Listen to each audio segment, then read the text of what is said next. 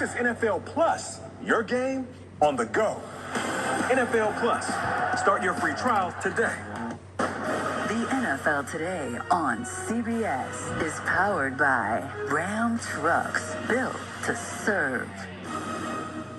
And welcome back to the NFL Today. And now Amazon takes you out to the sights and sounds of the game between the Dolphins and the Lions. Let's get you out to Detroit with our announcers, Andrew Catalan, James Lofton, and Aditi Kinkhabwala.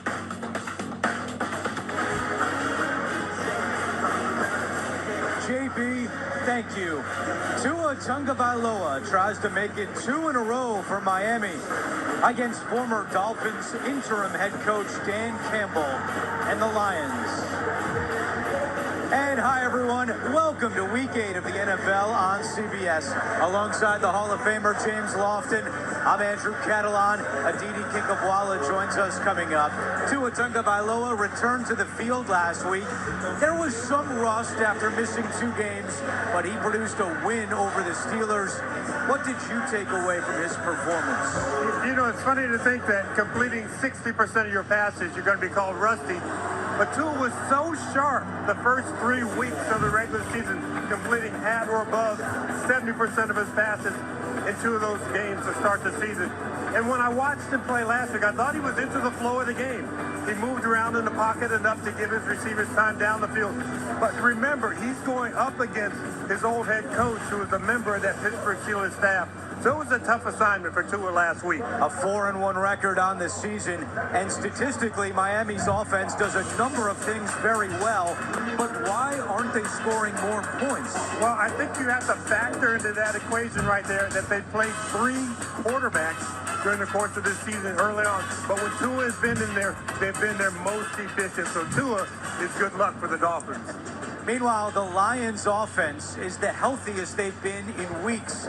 Aditi Kinkhabwala has more. And Andrew, it can't come soon enough. Remember, the first month of the season, the Lions had the highest scoring offense in the NFL. Their last 2 outings, they've scored a grand total of 6 points.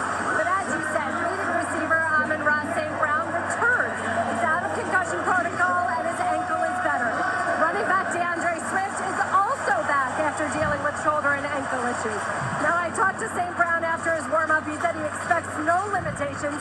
He spent a little bit of time huddling with quarterback Jared Goff, who told me any quarterback feels better with those 2 guys. And as for Swift, head coach Dan Campbell told us he's not expecting any limitations, but his availability will be determined once he's out on the field.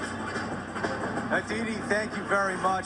One of the matchups we're really excited to see today is Tyreek Hill against Jeff Okudah. The Lions cornerback is arguably coming off the best game of his career. And when you draft a guy number 3 overall, you expect him to be great in press man-to-man coverage, that bump and run style that everybody wants a cornerback to be.